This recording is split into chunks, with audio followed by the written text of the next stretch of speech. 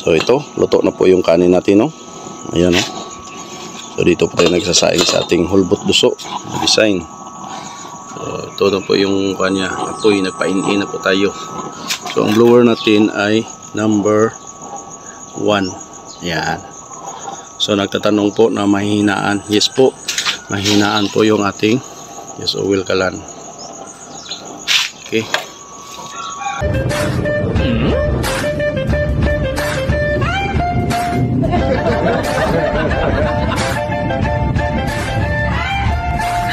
Please subscribe naman guys, maawa kayo sa monkey.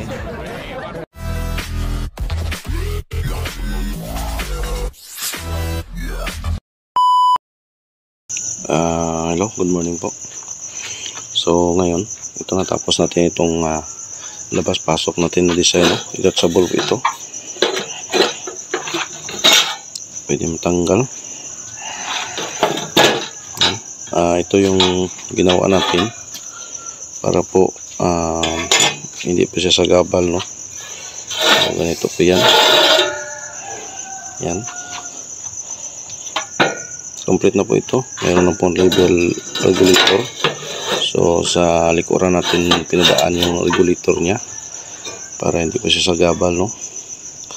So ito yung order ni Sir Reynoso Tabaw, taga Samar po si Sir, no? Naka full payment na po ito si Sir. So Sir, ito na po yung order mo, Sir. Titispera po natin ito at pwede natin pagsaingan ngayong umaga para makita na din natin. So diretso na po siguro natin i-tutorial ito paano natin siya papuyin, Sir. Okay.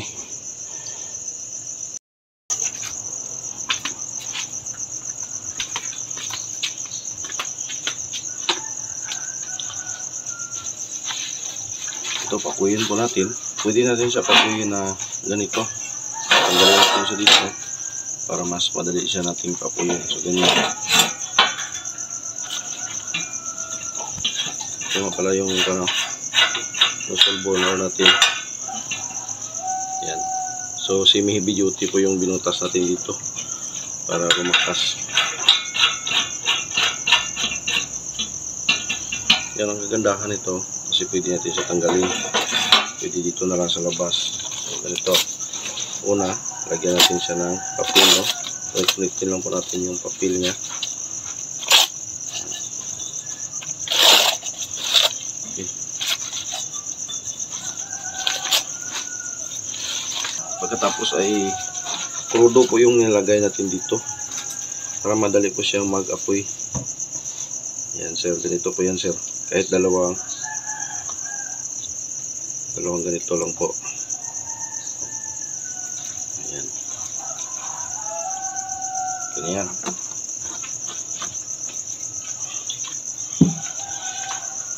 Tapos lagyan mo natin ng oil itong tangke.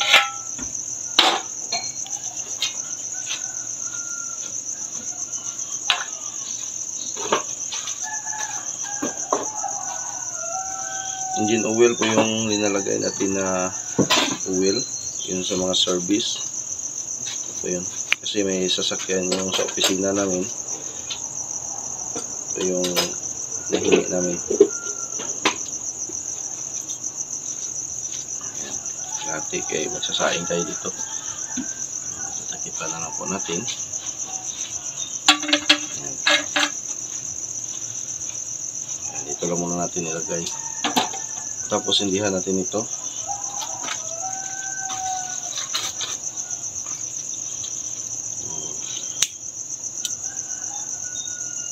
Ayan.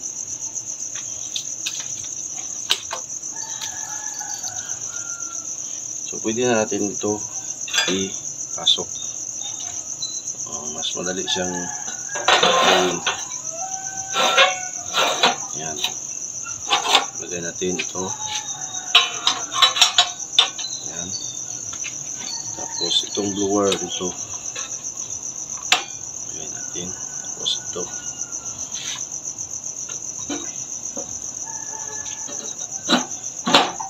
Ayan. So ang gagawin natin, ipaabang muna natin yung oil dito para hindi po babalik yung usok sa kanyang ano. Yan. Pa-open muna natin at masunog na yung mga papel at mag-init yung crudo. Hihintayin na lang po natin na lalabas dyan sa butas at i-off muna natin ito. Nakaabang lang po siya. Yan. I-off na natin yung gate valve kasi nakakuha na siya doon, nakatulo na. So ngayon i-open na po natin itong blower. So kalahati lang po ilagay na natin. Yan, kalahati lang po muna.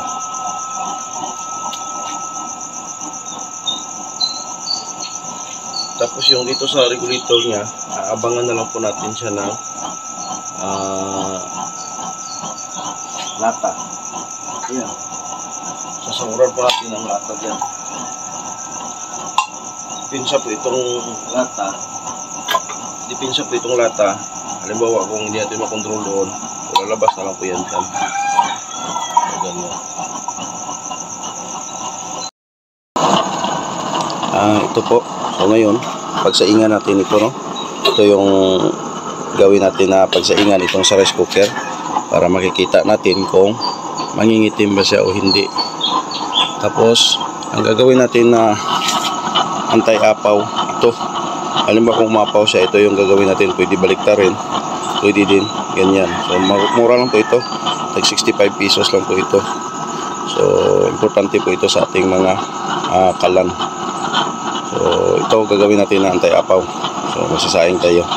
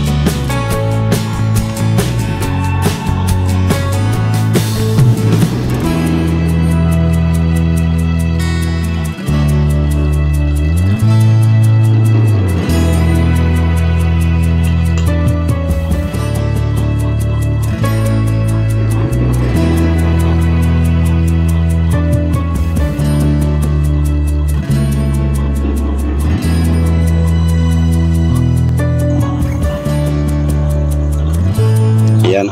So wala na pong tubig, no? Yan, no? So gagawin natin, magpain-in na lang po tayo dito. So dito. Yan, no? Number 1 na lang po natin yan. Yan.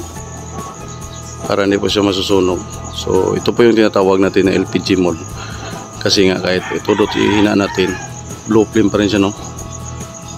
Yan. So number 1. Yan, number 1 na yung control niya. Okay. So ito, luto na po ito, maluluto na po ito. Sa in-in lang niya. Okay, oh, tingnan nyo. So wala pong nangingitim, no? Sa puwit ng kaldero natin. Yan, wala po. So ito yung anti-apaw natin. So napaka epektibo po nito sa ating mga lulutuin na magsaing tayo or mga sabaw na aapaw. So masasahod po niyan, hindi po makasok doon sa loob. Yan. Okay na po ito. So painin na lang po tayo. So ayan, maraming salamat po sa user order nito. Ito si Sir Rinaso, Tabaw, taga Samar, Hulbot Duso, labas pasok. So ang kay Sir Balingal, taga Makilala. So sir, ginagawa po natin sa iyo sir, baka mamayang hapon expire na po natin. Sunod itong heavy duty, so kay Sir Alex Ihong, ayan. At magawa pa natin siguro ito kay Ma'am Sisan Dilos Sintos, taga Cebu po, baka magawa natin ngayon na week. Ayan. Okay, i-shout out po sa lahat, no? Ito na po yung finished product ng ating Hulbot Duso. So yan, no? Ayan, ayun natin yung ilaw. Low flame pa rin. Yun ang kagandahan ng ating yes, oil kalan na pangsaing, pang household. Kung palakasan, lakas din siya. Okay.